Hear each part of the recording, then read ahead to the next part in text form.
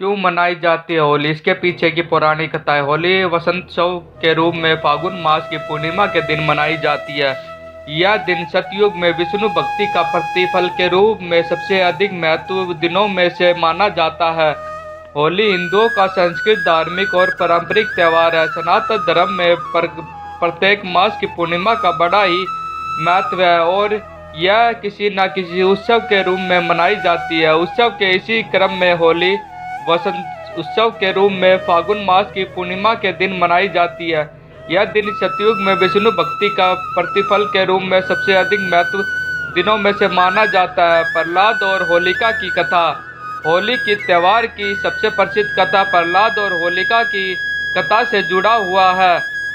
विष्णु पुराण की एक कथा के अनुसार प्रहलाद के पिता दैत्यराज हिरण्यकश्यप ने तपस्या कर देवताओं से यह वरदान प्राप्त कर लिया कि वह ना तो पृथ्वी पर मरेगा, ना आकाश में, ना दिन में मरेगा, ना रात में, ना घर में मरेगा, ना बाहर, ना अस्त्र से मरेगा, ना शस्त्र से, ना मानव से मरेगा, ना पशु से। इस वरदान को प्राप्त करने के बाद वह स्वयं को अमर समझकर नास्तिक और निरकुश हो गया। वह चाहता था कि उनका पुत्र भगवान नारायण की आराधना छोड़ दे, परंतु प्रहलाद इस बात के लिए तैयार नहीं था।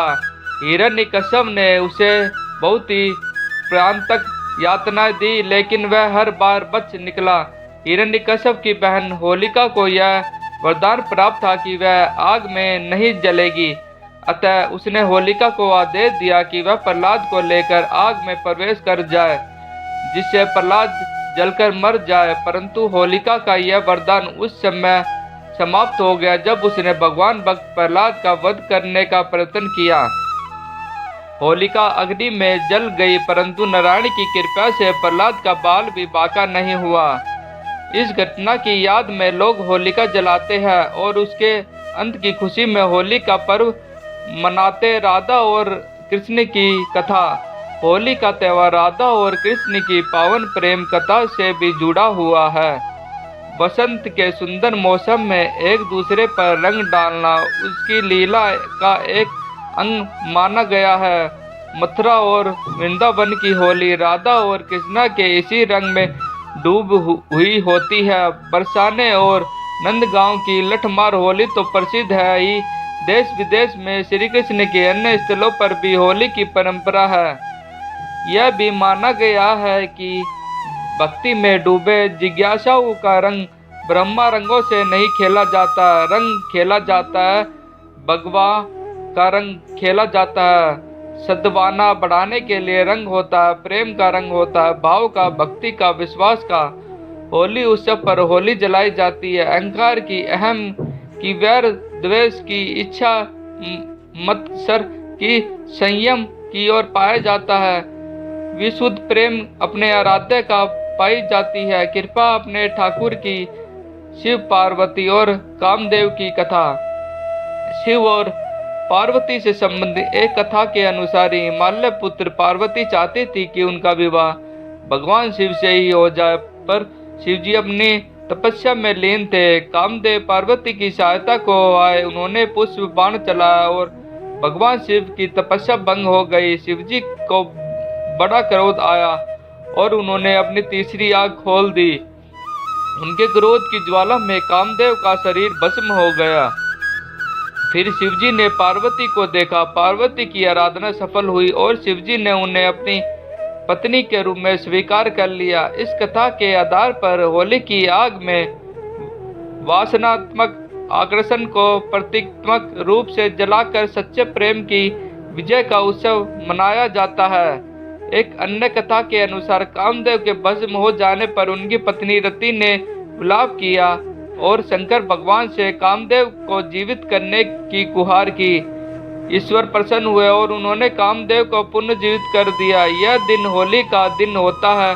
आज भी रीति के विलाप को लोक संगीत के रूप में गाया जाता है और चंदन की लकड़ी को अग्निदान किया जाता है ताकि कामदेव को भस्म होने में पीड़ा ना हो।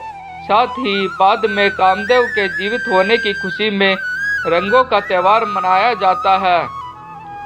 कंस और पूतना की कथा। कंस ने मथुरा के राजा वासुदेव से उनका राज्य छीनकर अपने अधीन कर लिया, स्वशासक बनकर अत्याचार करने लगा। एक भविष्यवाणी द्वारा उसे पता चला कि वासुदेव और देवकी का 8वां पुत्र के विनाश का कारण होगा। यह जानकर कंस व्याकुल हो उठा और उसने वासुदेव तथा देवकी को कारागार में डाल दिया। कारागार में जन्म लेने वाले देवकी के 7वें पुत्र को कंस ने मौत के घाट उतार दिया। 8वें पुत्र के रूप में कृष्ण का जन्म हुआ और उनके प्रताप से कारागार के द्वार खुल गए। वासुदेव रातों रात कृष्ण को गोकुल में नंद और यशोदा के घर पर रखकर उनकी नवजात कन्या को अपने साथ लेके आते आए। कंस ने जब इस कन्या को मारना चाहा तो वह अदृश्य हो गई और आकाशवाणी हुई कि कंस को मारने वाले तो गोकुल में जन्म ले चुका है। कंस यह सुनकर डर गया और उसने उस दिन गोकुल में जन्म लेने वाले हर शिशु की हत्या कर देने की योजना बनाई। इसके लिए उसने अपने अधीन काम करने वाले पूतना नामक राक्षसी का सहारा लिया। वह सुंदर रूप बना सकती थी और महिलाओं में आसानी से घुल मिल जाती थी। उसका कार्य स्तपन के बहाने शिशुओं को विष पान कराना था।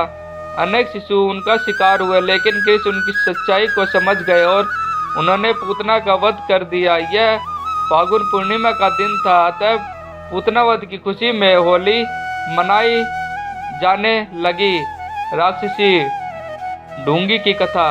राजा पृथ्वी के समय में ढूंढी नामक एक कुटिल राक्षसी थी। वह अबोध बालकों को खा जाती थी। अनेक प्रकार के जप तप से उनके बहुत से देवताओं को प्रसन्न कर के उसने वरदान प्राप्त कर लिया था कि उसे कोई भी देवता, मानव, अस्थि या शस्त्र नहीं मार सकेगा, ना ही उस पर सर्दी, गर्मी और वर्षा का कोई असर होगा। इस वरदान के बाद उसका अत्याचार बढ़ गया, क्योंकि उसको मारना असंभव था। लेकिन शिव के एक शाप के कारण बच्चों की शरारतों से वह मुक्त नहीं थी। राजा पृथु ने ढूंढी के अत्याचारों से तंग आकर राज पुरोहित से उसने छुटकारा पाने का उपाय पूछा।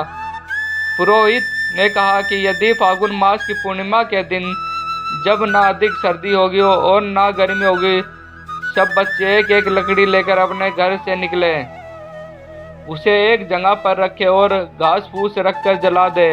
ऊंचे स्वर में तालियां बजाते हुए मंत्र पढ़े और अग्नि की प्रदक्षिणा करे और जोर जोर से हंसे, गाए, चिल्लाए और शोर करे तो राक्षसी मर जाएगी। पुरोहित की सलाह का पालन किया गया और जब ढूंढी इतने सारे बच्चों को देखकर अग्नि के समीप आई तो बच्चों ने एक समूह बनाकर नगाड़े बजाते हुए ढूंढी को घेरा। धूल और कीचड़ फेंकते हुए उसने शोरगुल करते हुए नगर के बाहर खदेड़ दिया। कहते हैं कि इसी परंपरा का पालन करते हुए आज भी होली पर बच्चे शोरगुल और गाना बजाते करते हैं। दोस्तों, कुछ लोग वीडियो को इग्नोर कर देते हैं, चाहे वीडियो कितना भी अच्छा क्यों ना हो।